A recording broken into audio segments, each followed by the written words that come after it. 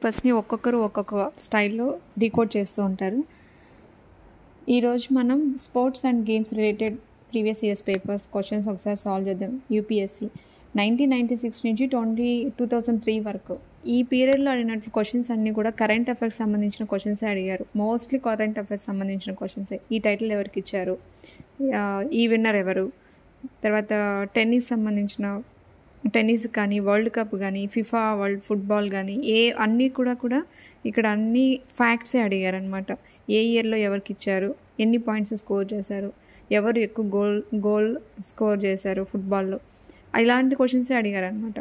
కానీ దాని నుంచి మనం ఏం నేర్చుకోవచ్చు అంటే, suppose first question cricket world cup గురించి మనం ఏం చూడొచ్చు.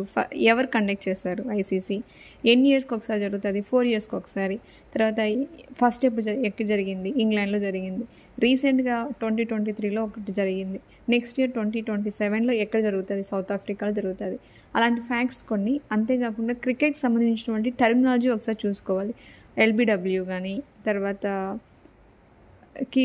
ఏవైతే టర్మ్స్ ఉంటాయో ఆ టర్మ్స్ ఒకసారి చూసుకోవాల్సి వస్తుంది. రెఫర్ చేసుకోండి దాని టర్మ్, దాని మీనింగ్. ఎగ్జాంపుల్ ఎల్బిడబ్ల్యూ, ఓకేనా, డక్అవుట్, అలాంటివి. నెక్స్ట్ క్వశ్చన్ ఫిలిమ్స్ సంబంధించిన క్వశ్చన్ అనమాట. ఫిలిమ్స్ సంబంధించిన ఫస్ట్ మూవీ ముఖీ drama first Dadasaheb Phalke, who is father of Indian cinema. తర్వాత ఈ రీసెంట్గా అవార్డు ఎవరికి వెళ్ళింది. తర్వాత ఫస్ట్ మూవీ ముఖీ సినిమా, దాని పేరేంటి. తర్వాత టాకీ సినిమా ఏంటి. ఫ్రీడమ్ స్ట్రగుల్ టైంలో కొన్ని మూవీస్ తీశారు. తర్వాత అదే పీరియడ్లోనే సోషల్ డిస్క్రిమినేషన్, క్యాస్ట్ డిస్క్రిమినేషన్ మీద కొన్ని మూవీస్ తీశారు. సో అది ఒకసారి రెఫర్ చేసుకోవాలి. నెక్స్ట్ ఒలింపిక్స్ గురించి అడిగారు. రీసెంట్గా Olympics, next year winter Olympics ఎక్కడ జరుగుతున్నాయి. సో ఒలింపిక్స్లో కొన్ని స్పోర్ట్స్ని యాడ్ చేశారు, కొన్ని స్పోర్ట్స్ని రిమూవ్ చేశారు, ఇంక్లూడ్ చేశారు, ఎక్స్క్లూజివ్ చేశారు. సో ఆ స్పోర్ట్స్ ఏంటి. ఈ మధ్య రీసెంట్గా డోపింగ్ టెస్ట్, ఇలాంటివన్నీ ఎథికల్గా అడుగుతున్నారు కదా. కొన్ని స్టేట్మెంట్ వైజ్లో కూడా కొన్ని క్వశ్చన్స్ అడిగే ఛాన్సెస్ ఉంటుంది. సో అది ఒకసారి ఒలింపిక్స్ సంబంధించిన క్వశ్చన్ ఒకసారి చూసుకోండి. నెక్స్ట్ ఇక్కడ Australian open, French open, Wimbledon, US open, ఈ 4 కూడా టెన్నిస్ సంబంధించిన గేమే. కానీ ఒక్కొక్క టైంలో ఒక్కొక్క పేరు పెట్టి పిలుస్తుంటారు. ఎందుకు, డిఫరెన్సెస్ ఏంటి. కొన్నిసార్లు గ్రాస్ మీద ఆడుతూ ఉంటారు, కొన్నిసార్లు హార్డ్ కోర్ట్ ఉంటుంది.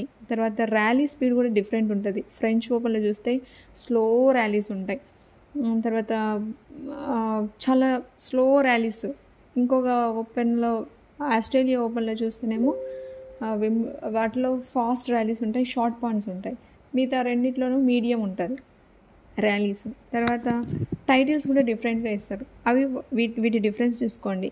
ఈ Australian open, French open, Wimbledon, US open, ఈ 4 నెంబర్ ఆఫ్ టైమ్స్ ఇదే క్వశ్చన్, టాపిక్ ఇదే.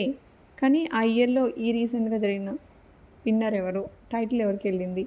సో 3 months, జనవరి నుంచి ఫిబ్రవరి, మార్చ్ వరకు ఆ సిరీస్లో ఒక ఓపెన్ ఆడతారు.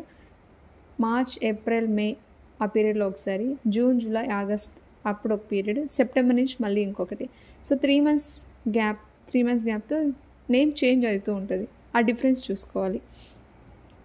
తర్వాత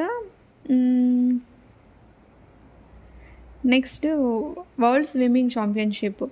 రీసెంట్గా స్విమ్మింగ్ గురించి, ఆక్వాటిక్ ఏదైతే సీ స్పోర్ట్స్ ఉంటున్నాయో దానికి రీసెంట్గా ఏంటంటే ట్రాష్ టు ట్రెజర్ ఇనిషియేటివ్ తీసుకొచ్చింది సింగపూర్ గవర్నమెంట్.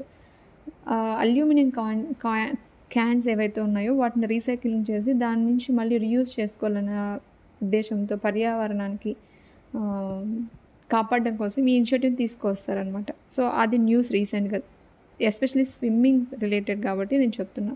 రీసెంట్గానే March 10th ఆ టైంలో ఏమో జరిగినట్టుంది అది, ఆ ఇన్సిడెంట్. తర్వాత ఇక్కడ చూడండి, అన్నీ కూడా ఛాంపియన్షిప్స్, అన్ని ఫ్యాక్ట్స్ అడిగారు. సో ఇప్పుడు మనం ఎక్కడైతే ల్యాగ్ ఉన్నామో వాటిని రెఫర్ చేసుకోవాలి.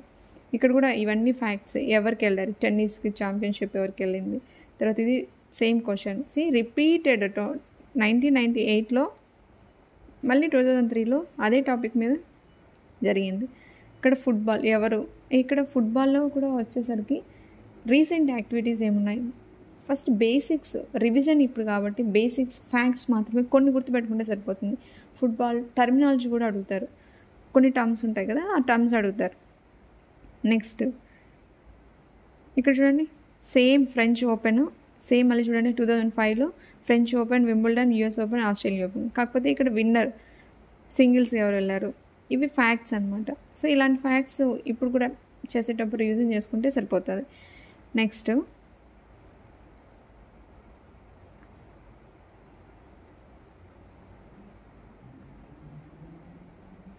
నెక్స్ట్ ఇంకా క్వశ్చన్ ఏమున్నాయి, సేమ్ ఇవన్నీ ఫ్యాక్ట్సే. నెక్స్ట్ వచ్చి ఇక్కడ billiards, chess, swimming, weight lifting, వీటి యొక్క terminology very very important. Chances ఉన్నాయి. ఇప్పుడు చెస్ చెక్మెట్, సోల్మేట్, గిమాట్, తర్వాత పాన్ మూవ్ అంటే ఏంటి, వాటి టర్మినాలజీ గేమ్లో ఒక్కొక్క టర్మినాలజీ, ఒక్కొక్క గేమ్కి ఒక్కొక్క టర్మినాలజీ ఉంటుంది కదా, దాన్ని ఆ టర్మినాలజీ అడుగుతారు. తర్వాత స్విమ్మింగ్లో బటర్ఫ్లై, బ్యాక్ స్ట్రోక్ అలాంటివి. తర్వాత వెయిట్ లిఫ్టింగ్లో, బిలియర్డ్స్లో ఆ టర్మినాలజీ, దాని మీనింగ్ ఒకసారి చూసుకోండి. మిగతా ఇవన్నీ కూడా ఫ్యాక్ట్స్ సంబంధించిన క్వశ్చన్స్. ఆల్మోస్ట్ 2009 వరకు ఈ టాపిక్ మీద మనం సాల్వ్ చేసినట్టే. అర్థమైందా? ఒకసారి అలా రివిజన్ చేసుకోండి. Thank you for watching. ఈ సిరీస్ని ప్రీవియస్ ఇయర్స్ పేపర్స్ని మోస్ట్లీ కవర్ చేయడానికి నేను ట్రై చేస్తాను. Thank you for watching. Please do comment.